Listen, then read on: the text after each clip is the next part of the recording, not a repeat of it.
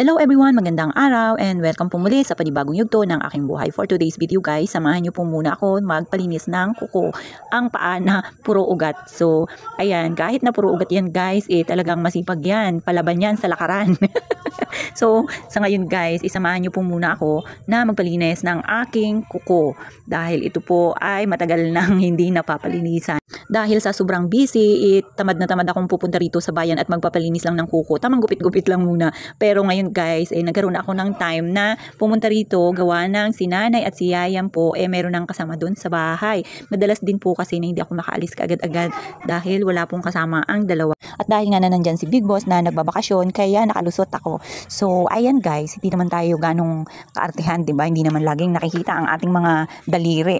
So sa pagpasok natin laging naka-close shoes, kaya kahit hindi na pwedeng laging may cutics yan guys. Sa akin okay na malinis, matanggal lang yung ingrown at ayan, magmukhang paa na rin siya kahit papano, kahit na mukhang ugat yan guys, at least nakakapaglakad pa rin tayo ng maayos. Sorry na po kaagad dahil ganyan po talaga yan yung aking paa na pwedeng ipakita sa inyo ngayon. At for today's video rin guys, dito po muli tayo sa parlor ni Ate Luz. Syempre, siya yung ating masugid na tagalinis ng kuko at talagang bilib na bilib tayo dyan guys. Every time na nililinisan tayo, talagang laking ginhawa ang ating nararamdaman pagkatapos niyang maglinis. Tingnan nyo nga po yung aking mga ingrown, sobrang lalalim po kasi niyan. Kaya hindi po pwedeng pahahawakan ko na lang yung aking paa sa iba na minsan kasi guys, na-try ko na rin pagka sa mall. Hindi ko naman po sinasabi na hindi sila magaling or what.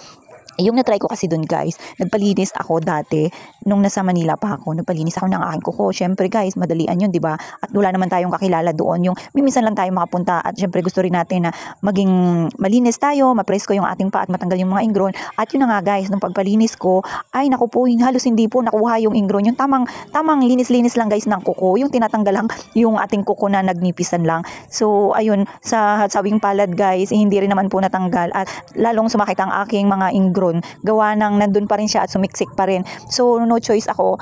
Ang nangyari lang doon, nagkaroon lang siya ng bagong cutics at pinutulan lang ang kuko. So hindi po ako satisfied. So yung kagaya nito guys, yung ginagawa ni Ate Luz, tingnan nyo nga po, kahit na masakit siya, kahit na brutal, hindi naman siya gaanong brutal guys.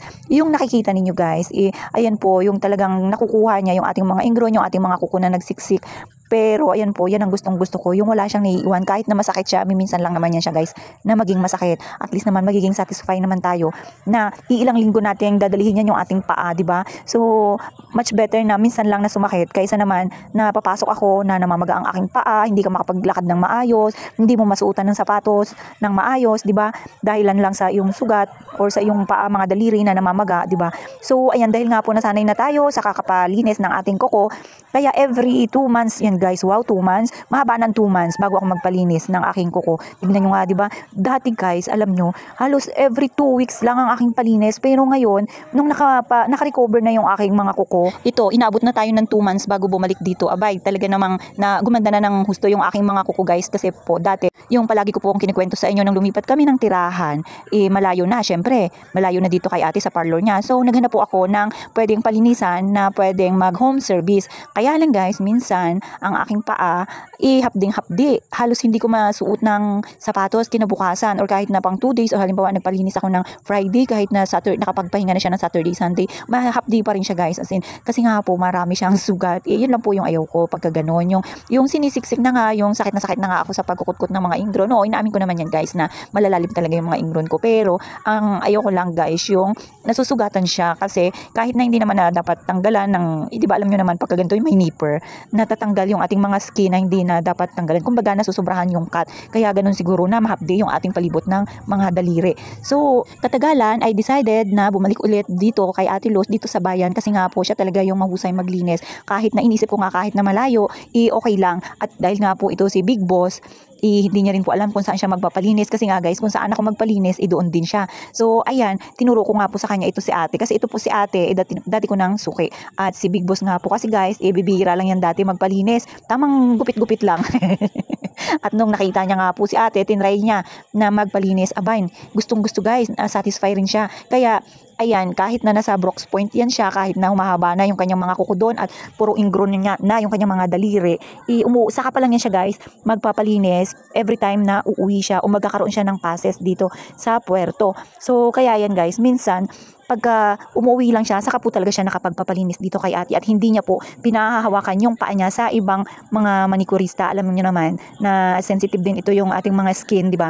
Kaya ayun guys, yun yung dahilan. Kaya dito kami kahit na malayo yung aming binabiyahe, ipupunta kami dito sa bayan para lang magpalinis ng aming kuko. At yun din yung dahilan kung bakit matagal kami magpalinis kasi nga guys, sobrang busy talaga at yan, paswertihan na lang at talagang kung hindi namin sasadyain na magpalinis dito, hindi kami makakapunta kaagad yung agad-agad guys dahil dito nga po, dito sa parlor ni ate, marami ring nagpapalinis sa kanya.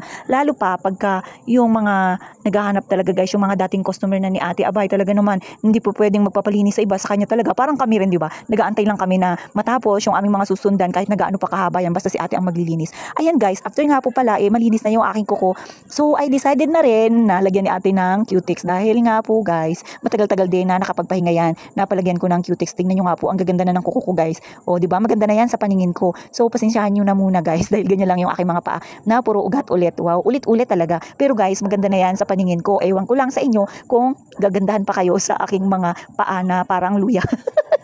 Pero guys, tingnan nyo nga po, nagmukhang paa siya. At ako tuwan-tuwa dahil nga sabi ko sa inyo, nakahinga ako ng maluwag. At ayan, nag-relax po muna ako dito bago ako lumabas. Gawa ng patutuyuin ko lang saglit yung aking mga Q-Tix. At yan nga guys, habang nakaupo ako dyan, dumaan nga po to si Big Boss at inantay ako. Nanggaling po pala siya doon mag-basketball. Abay, maaga pa, nagba-basketball habang ako ay nagtatrabaho pa lang. Buti na nga lang guys, matalas ang kanyang paningin. At nakita niya nga po yung aking service sa labas na nakapark siguro. Basta nakita ko na lang siya guys. Biglang pumasok dito sa loob ng parlor ni ate. At ayan nga po, inantay ako saglit. Pero tamang pauwi na rin po yan siya. Kaya sabi ko, uuwi na rin po ako after nito. At baka mamaya, isa pagtatambay ko dito, maabutan pa ako ng mga nagsisipag-uwian. So paano ba yan? Kita-kits ulit. Bye-bye!